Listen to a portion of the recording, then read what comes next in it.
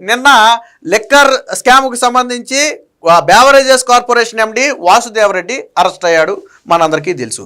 ఇప్పుడు బీహార్లో మరొక ఐపీఎస్ అధికారి కూడా అరెస్ట్ అయ్యాడు. ఒక రకంగా ఐపీఎస్ అధికారి బలయ్యాడు. ఎలా అంటే రఘురామకృష్ణరాజు కస్టోడియల్ టార్చర్ కేసులో ఈయన పేరు కూడా ఉంది. వాస్తవానికి బీహార్కు చెందినటువంటి సునీల్ నాయక్ అనే ఐపీఎస్ అధికారిని గతంలో డిప్యూటేషన్ మీద ఏపీకి తీసుకొచ్చి సిఐడిలో పోస్టింగ్ ఇచ్చారు.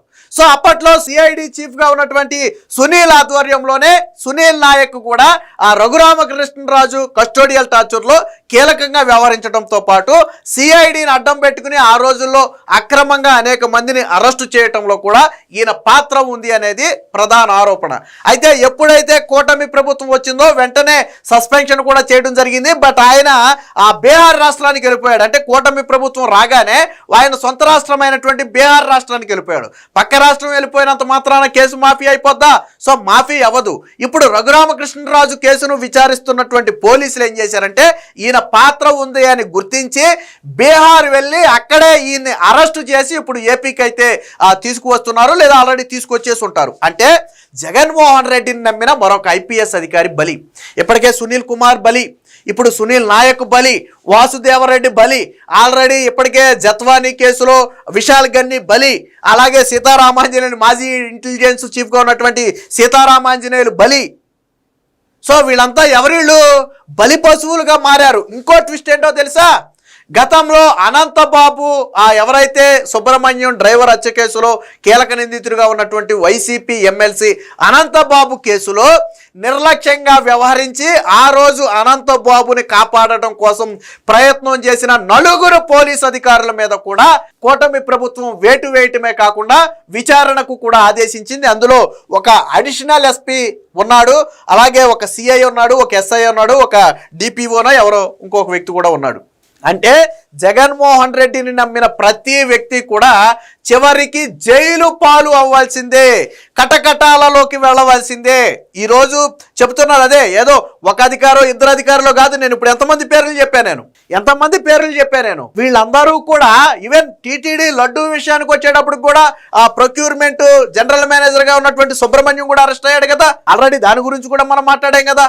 అలాగే 7 మంది ఐపీఎస్లు జత్వానీ కేసులో 7 మంది ఐపీఎస్లు తరువాత ఇబ్బంది పడ్డారు కదా. అంటే ఒకళ్ళు కాదు, 2 కాదు, అనేక మంది అధికారులు ఆ రోజు జగన్మోహన్ రెడ్డితో అంటగాగి జగన్మోహన్ రెడ్డి చెప్పిన పనులు చేయటం వల్ల ఈరోజు బలి పశువులుగా మారారు.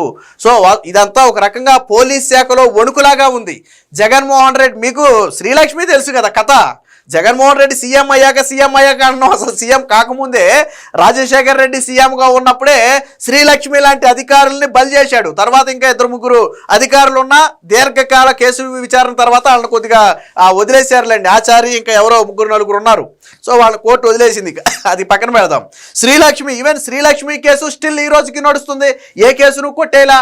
మొన్న కూడా ఓఎంసీ గనులకు సంబంధించి సుప్రీంకోర్టుకి వెళ్తే మేము కేసు కొట్టేయడం కుదరదు, ఆరోపణలు బలంగా ఉన్నాయని చెప్పి సుప్రీంకోర్టు తిరస్కరించింది. అంటే జగన్మోహన్ రెడ్డి హయాంలో తన అవినీతికి సహకరించిన అందరూ కూడా తరువాతి కాలంలో ఇబ్బంది పడ్డారు అనేది వాస్తవం. ఇప్పుడు బీహార్ కేడర్కు చెందినటువంటి సునీల్ నాయక్ని పోలీసులు అయితే రఘురామకృష్ణరాజు కేసులో అరెస్టు చేసి బీహార్లోనే అరెస్టు చేసి అయితే ఏపీకి తీసుకొస్తున్నారు. ఇది ఒక రకంగా ఐపీఎస్ ఆ వర్గాలలో ఒక కలకలం లాంటిది. ఎందుకంటే జగన్మోహన్ రెడ్డి హయాంలో ఇంతమంది ఐపీఎస్లు తొత్తులుగా మారారా? ఇంతమంది ఐపీఎస్లు పరిధి దాటి వ్యవహరించారా? నిబంధనలు ఉల్లంఘించారా అని ఐఏఎస్ ఐపీఎస్లో కూడా ఒక రకమైనటువంటి కలవరపాటు. ఈవెన్ ఎందుకంటే వాసుదేవరెడ్డి ఇప్పటికే అరెస్ట్ అయ్యి జైలుకి వెళ్ళాడు. ప్రస్తుతానికి వాసుదేవరెడ్డి జైల్లో ఉన్నాడు. అంటే ఎంత జగన్మోహన్ రెడ్డిని నమ్మితే ఎలాంటి పరిస్థితులు ఉంటాయి? మరి మీరు చంద్రబాబు నాయుడు ఒకసారి తీసుకోండి. ఆయన 4 సార్లు ముఖ్యమంత్రిగా ఉన్నాడు. ఒక్కసారైనా సరే, ఒక్క అధికారైనా సరే తర్వాత ఇబ్బంది పడ్డాడా? ఎందుకంటే చంద్రబాబు నాయుడు అవినీతి చేయమని చెప్పడు, చేసిన వాళ్ళను తన దగ్గర సహించడు. సో చంద్రబాబు గారి దగ్గర పనిచేస్తే అవినీతి రాదు, పనితనం వస్తుంది, పాలన ఎలా పరుగులు పెట్టిస్తాలో తెలుస్తుంది, కొత్త విషయాలు తెలుసుకుంటారు. కానీ జగన్మోహన్ రెడ్డి దగ్గర పనిచేస్తే ఇవేమీ అవసరంలా. అవినీతి గురించి తెలుసుకుంటారు, అక్రమాల గురించి తెలుసుకుంటారు, రూల్స్ ని ఎలా ఉల్లంఘించాలో తెలుసుకుంటారు. దానికి ఉదాహరణ ఇదే. 4 సార్లు జగన్మోహన్ రెడ్డి సీఎం కాకముందే కొంతమంది అధికారులు బలి, సీఎం అయిన తర్వాత కొంతమంది అధికారులు బలి. బట్ చంద్రబాబు నాయుడు 4 సార్లు సీఎం అయినా కానీ ఒక్క ఐఏఎస్ కానీ ఒక్క ఐపీఎస్ కానీ పేరు చెప్పండి మీరు. ఏ వ్యక్తి కూడా ఇబ్బంది పడలేదు, ఏ వ్యక్తి మీద లేదు. ఎందుకని? ఏ అవినీతి కేసులు ఎవరు ఎందుకు ఇరుక్కోలేదంటే ఆయన అవినీతిని సహించడం, అలాంటి వాళ్ళని దరిచేరనివ్వడం. జగన్మోహన్ రెడ్డికి కావాల్సిందేంటి? ఏరుకోరి మరి తీసుకొచ్చి పెట్టుకుంటారు. వాసుదేవరెడ్డి అక్కడ రైల్వేస్ నుంచి తీసుకొచ్చారు, సునీల్ నాయక్ అక్కడ బీహార్ నుంచి తీసుకొచ్చారు. రాష్ట్రంలో లేరు అధికారులు? అంటే కావాలని కొంతమంది చేత కొన్ని పనులు చేయించుకోవడానికి తీసుకొచ్చి చివరికి వాళ్ళని బలిపశువులుగా మారుస్తారు. దీనికి సంబంధించి ఒక బ్రేకింగ్ న్యూస్ కూడా అయితే వచ్చింది, ఒకసారి చూద్దాం. కస్టోడియల్ టార్చర్ కేసు, పోలీసుల అదుపులో బీహార్ అధికారి. బీహార్ కేడర్ కు చెందిన ఐపీఎస్ అధికారి సునీల్ నాయక్ ను ఏపీ పోలీసులు అదుపులోకి తీసుకున్నారు. ఏపీలో deputy speaker Raghurama Krishna Raju custodial torture కేసులో సునీల్ నాయక్ నిందితుడిగా ఉన్నారు. ఆ సమయంలో ఆయన సిఐడి డిఐజీగా పనిచేశారు. గుంటూరు నగరపాలెం పోలీస్ స్టేషన్ లో కేసు నమోదు కాగా ఆయనను ఏపీ పోలీసులు బీహార్లోనే అదుపులోకి తీసుకుని విచారణ నిమిత్తం ఇప్పుడు ఏపీకి అయితే తీసుకొస్తున్నారు. అవసరమైతే ఆయన్ను అరెస్టు చేసే అవకాశం కూడా ఉంది. అంటే ఇప్పుడు కేవలం ఆయనకు 1-2 రోజులు నోటీసులు ఇచ్చి విచారిస్తారా లేదా అదుపులోకి తీసుకుంటారా అనేది తెలియదు. కానీ అప్పుడు సిఐడి డిఐజీగా పనిచేసినటువంటి సునీల్ నాయక్ పాత్ర కూడా ప్రధానంగా ఉంది. దీంతో పాటు ఎమ్మెల్సీ అనంతబాబు కేసులో కూడా ఒక 4 పోలీసులు ఇబ్బంది పడ్డారు. అది కూడా ఒకసారి చూద్దాం. అంటే నేను ఉత్తినే చెప్పలా, జగన్మోహన్ రెడ్డిని నమ్మిన ఎవడో బాగుపడ్డాన్ని ఉత్తినే చెప్పలా. ఈ ఒక్క రోజే వీళ్ళు 4, వాసుదేవరెడ్డి 5, సునీల్ నాయక్ 6 అధికారులు ఒక్కరోజు వార్తల్లోకి వచ్చారు. ఒకే రోజు 6 అధికారులు వార్తల్లోకి వచ్చారు. ఆల్మోస్ట్ అందరూ కూడా సస్పెండ్ అయ్యి అరెస్టులకు దగ్గరలో ఉన్నవాళ్లే. ఇక్కడ చూడండి, అనంతబాబుతో అంటగాగిన కాకీలపై వేటు, డ్రైవర్ సుబ్రహ్మణ్యం హత్య కేసులతో నిందితులతో కుమ్మక్కైన ఫలితం. అదనపు ఎస్పీ, ఒక ఎస్పీ, అలాగే ఎస్పీడీఓ, అలాగే సిఐ, ఎస్ఐల సస్పెన్షన్. నాటి విచారణలో లోపాలపై శాఖాపరమైన విచారణకు ఆదేశం. సో కాకినాడకు చెందిన దళిత యువకుడు వీధి సుబ్రహ్మణ్యం హత్య కేసులో ప్రధాన నిందితుడు వైకాపా ఎమ్మెల్సీ అనంతబాబుకు అనుకూలంగా వ్యవహరించిన నాటు పోలీసు అధికారులపై సస్పెన్షన్ వేటుపడింది.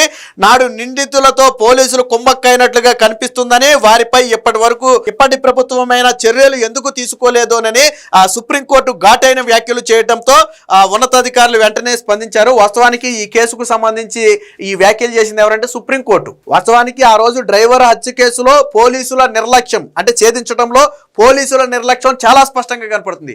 ఇప్పుడు డ్రైవర్ హత్య కేసులో చంద్రబాబు గారు వచ్చిన తర్వాత స్పెషల్ సిట్ వేసిన తర్వాత అనంతబాబు అలాగే తన భార్య ఇద్దరూ కలిసి హత్య చేశారు అని తేల్చింది. సో ఈ కేసు విచారణ సందర్భంగా సుప్రీంకోర్టు చేసిన వ్యాఖ్య ఏంటంటే అప్పట్లో అధికారులు పూర్తిగా అంటగాగారు నిందితులతో.